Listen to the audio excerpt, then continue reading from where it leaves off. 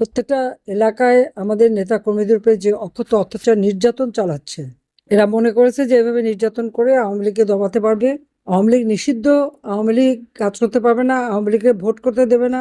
কেন? যে হারে সন্ত্রাসী কর্মকাণ্ড তারা চালাচ্ছে, আওয়ামী লীগের একটা তৃণমূলের নেতা কর্মীও রেহাই পাচ্ছে না। তাদের ঘর বাড়ি ভেঙে দেওয়া, দোকানপাট ব্যবসা প্রতিষ্ঠান নষ্ট করা, আগুন দিয়ে পুড়িয়ে দেওয়া, বাড়ির মা বোন ছেলে মেয়ে কাউকে তারা ছাড়ে না। গায়ে হাত তোলা, মারা, হত্যা করা, খুন প্রতিনিয়ত চলছে। এই জুলুম অত্যাচার করে তারা মনে করছে যে টিকে যাবে। আন্দোলনের নামে যে সমস্ত হত্যা, খুন, অগ্নিসংযোগ, ধ্বংসযজ্ঞ চলছিল, এটা বিএনপির ওরাই করেছে, কিন্তু ওরা নিজেদের নামটা বলেনি। কাজে নাম লুকিয়ে এই সমস্ত অপকর্মের সাথে তারা জড়িত। একে একে তাদের সববার চেহারাটা বের হয়ে যাচ্ছে।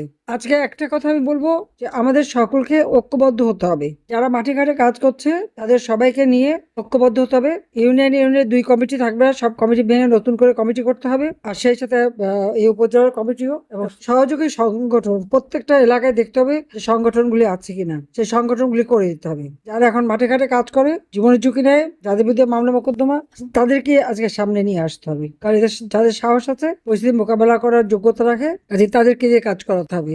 সেইভাবে সংগঠন করতে হবে। আজকে আমার অবাক লাগে যখন শুনি সেনাবাহিনী যে আমাদের আওয়ামী লীগ নেতা কর্মীর উপরে হামলা করে। কেন? যে রহমানের বলে যে জেলে ফাঁসি দিত আর ফায়ারিং স্কোয়াডে দিয়ে মারতো, সেটা ভুলে গেছে তারা। তাদের সেই ইতিহাস জানা নাই। একমাত্র আওয়ামী লীগ আসার পরে তো আমরা প্রত্যেকটা সেক্টর উন্নতি করেছি। শিক্ষা দীক্ষা, ট্রেনিং, বিদেশে কর্মসংস্থান, শান্তিরক্ষা মিশনে বাংলাদেশ 1 নম্বরে ছিল। এখন কোথায় আছে? এমনকি সেই কঙ্গো থেকে আমাদের পুলিশ কন্টিনজেন্ট ফেরত পাঠিয়ে দিয়েছে বিভিন্ন জায়গায়। এখন তো সেখানে যাওয়ার সুযোগ পাচ্ছে না। দেশের ভাবমূর্তি আন্তর্জাতিকভাবে নষ্ট করে দিয়েছে। যেটা ছিল উন্নয়নের রোল মডেল, আজকে আর সেটা নাই। আর লাশের তো অভাব নাই। গুম, খুন, হত্যা প্রতিনিয়ত।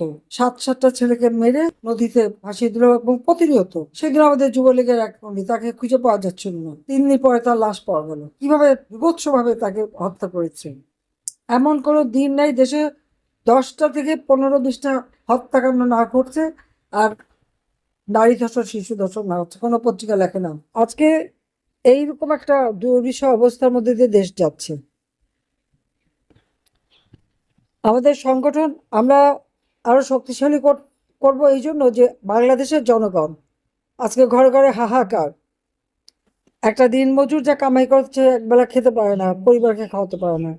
আর আওয়ামী লীগ আমলে 3 বেলার খাবার কিনে, আমিষ কিনেও তার হাতে টাকা থাকতো।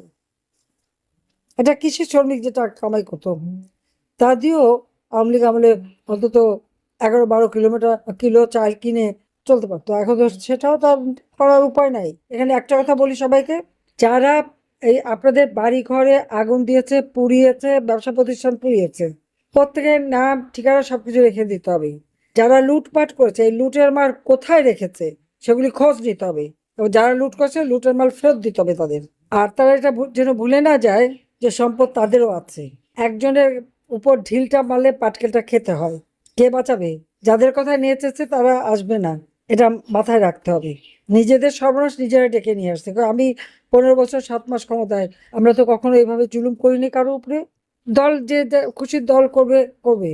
আমরা মানুষকে যখন সহযোগিতা করেছি মানুষ হিসেবে করেছি। তো যাক, আমি এটুকু বলবো যে আজকের সময় এসে গেছে। হ্যাঁ, অতীতে যে কে কী করছে সেগুলি ভুলে যেয়ে এখন যারা মাঠে আছে কাজ করছে সবাইকে নিয়ে সংগঠনটাকে শক্তিশালী করতে হবে। সাধারণ মানুষ, কৃষক, শ্রমিক, দিনমজুর, রিক্সাওয়ালা, ভ্যানওয়ালা, গাড়িওয়ালা, সমস্ত সাধারণ মানুষরা আমাদের পাশে। ব্যবসায়ীরা, আমার সবাই দলমত নির্বিশেষে ব্যবসা করতে পেরেছে। আজকে চাঁদা দিতে দিতে তাদের নাবিশ্বাস উঠছে, সে বিএনপি করুক যেই করুক। বিএনপির এক নেতা চাঁদা দিতে অপারগতা জানানোর ফলে তাকে তো বিএনপির নেতারাই পাথর দিয়ে মেরে মেরে হত্যা করলো। কাজে এটাই হচ্ছে তাদের চরিত্র। আর রক কাটা, এ তো জামাতের কাজ। হাত কাটা, রক কাটা, এরা কোনো মানুষের কল্যাণ করতে পারে না, কল্যাণ করতে জানে না। কাজে এখানে একমাত্র আওয়ামী লীগ আছে দেশের মানুষের ভাগ্য পরিবর্তন করতে পারে। আওয়ামী লীগ আছে দেশকে উন্নত করতে পারে। আওয়ামী লীগই এই দেশটাকে, জাতির পিতা বঙ্গবন্ধু শেখ মুজিব আওয়ামী লীগ সংগঠন নিয়ে দেশটাকে স্বাধীন করেছেন। আর আওয়ামী লীগ ক্ষমতা আসার পরে বাংলাদেশ জাতির পিতার আমলেও স্বল্পোন্নত দেশ এবং আওয়ামী লীগ ফের ক্ষমতা এসে আমরা উন্নয়নশীল দেশের মর্যাদা উন্নীত করেছিলাম। এই উন্নয়নশীল দেশের মর্যাদায় আমরা যে উন্নীত করলাম, আজকে সেটাও ধ্বংস করে দিল এই বাটপার, বিশ্ব বাটপার সুৎখর ইউনূস আর এই তারেক আর এই জামাত শিবির মিলে, যুদ্ধাপরাধী তারা মিলে। এখন এদের হাত থেকে দেশকে রক্ষা করতে হবে, দেশের মানুষকে বাঁচাতে হবে।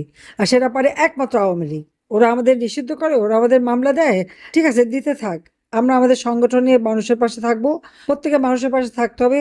তাদের জন্য কি কি কাজ করছি সেটা যেমন জানাতে হবে, আর যে অত্যাচারগুলি করছে এগুলি সমস্ত তালিকা করে করে সব মানুষকে জানাতে হবে যে এরা কিভাবে মানুষের উপর জুলুম করেছে, অত্যাচার করেছে, ঘরবাড়ি ধ্বংস করেছে, লুটপাট করেছে আর চাঁদা নিয়েছে। চাঁদাবাজি এছাড়া আর কিছু জানে না। তো এবার সবাইকে সংগঠিত হওয়ার জন্য আমি আহ্বান জানাচ্ছি। সবাই ভালো থাকেন, সুস্থ থাকেন। খোদা হাফেজ। জয় বাংলা, জয় বঙ্গবন্ধু, বাংলাদেশ চিরজীবী হোক। পলাতক শেখ হাসিনা ১ বছর পরও মাটিতে নামলেন না, জনগণের মুখোমুখি হলেন না, তবে আক্রমণ চালিয়ে গেলেন ভার্চুয়ালি। প্রশ্ন উঠছে, এই কি জননেত্রীর দায়িত্বশীলতা? শেখ হাসিনার ভাষণে ছিল একগুচ্ছ হুমকি, পুরনো অভিযোগ আর বিরোধীদের দোষারোপ। কিন্তু প্রশ্ন হচ্ছে, নির্বাচন নিয়ে কোনো জবাব নেই। ডক্টর ইউনূস, সেনাবাহিনী, গণমাধ্যম সবাইকে একহাত নিলেন, অথচ নিজের দলের ভেতরের দুর্নীতি নিয়ে একটাও কথা বললেন না। তিনি দাবি করলেন দেশ উন্নয়নের পথে, কিন্তু সেই উন্নয়ন কি শুধুই ভার্চুয়াল? যেখানে জনগণ নেই, গণতন্ত্র নেই, ভোট নেই, সেখানে কিসের উন্নয়ন? ১ বছর ধরে দেশের বাইরে থেকে ভার্চুয়াল বক্তৃতা দিলেও তিনি দেশে ফিরছেন না কেন? জনগণের সামনে দাঁড়াতে ভয় পাচ্ছেন কেন? আইন আদালতের মুখোমুখি না হয়ে কেবল হুমকি ধামকি দিলেই কি নেতৃত্ব প্রমাণিত হয়? এটাই কি সেই নেতৃত্ব যার উপর বাংলাদেশ ভরসা রাখবে? বাংলাদেশের ভবিষ্যৎ কি ভার্চুয়াল বক্তৃতায় বন্দী থাকবে, নাকি জনগণ এবার নিজেদের সিদ্ধান্ত নেবে মাঠে নেমে? আপনার মতে শেখ হাসিনার ভার্চুয়াল বক্তব্য কি বাস্তব রাজনৈতিক দায় এড়ানোর চেষ্টা, নাকি কৌশলগত পাল্টা আক্রমণ? তো আজকে এই পর্যন্তই, কিন্তু প্রশ্নগুলো এখানেই শেষ নয়। এই দেশ, এই রাজনীতি, এটা আমাদের সবার। আপনি, আমি, আমরা সবাই মিলে গড়ে তুলব সচেতনতার একটা মঞ্চ। আপনার ভাবনা, আপনার চিন্তা এবং আপনার মতামত আমাদের দরকার। তাই কমেন্টে লিখে জানান এই মুহূর্তে আপনি কি ভাবছেন এবং আপনি কোন দিকে তাকাচ্ছেন। রিপাবলিক অ্যান্ড পলিটিক্স কেবল খবর বা বক্তব্যের জায়গা নয়, এটা একটা ভিন্ন মতের প্ল্যাটফর্ম। এখানে প্রশ্ন করার সাহস আছে, সত্যের পেছনে ছুটে চলার স্পর্ধা আছে। চ্যানেলটি ভালো লাগলে অবশ্যই সাবস্ক্রাইব করে পাশে থাকুন, কারণ একটা ক্লিকেই হতে পারে হাজারো অন্ধকার ভেদ করে আলো খোঁজা শুরু। ফিরছি পরের পর্বে আরও খোলামেলা বিশ্লেষণ নিয়ে। সে পর্যন্ত সবাই ভালো থাকুন, সুস্থ থাকুন। আল্লাহ হাফেজ।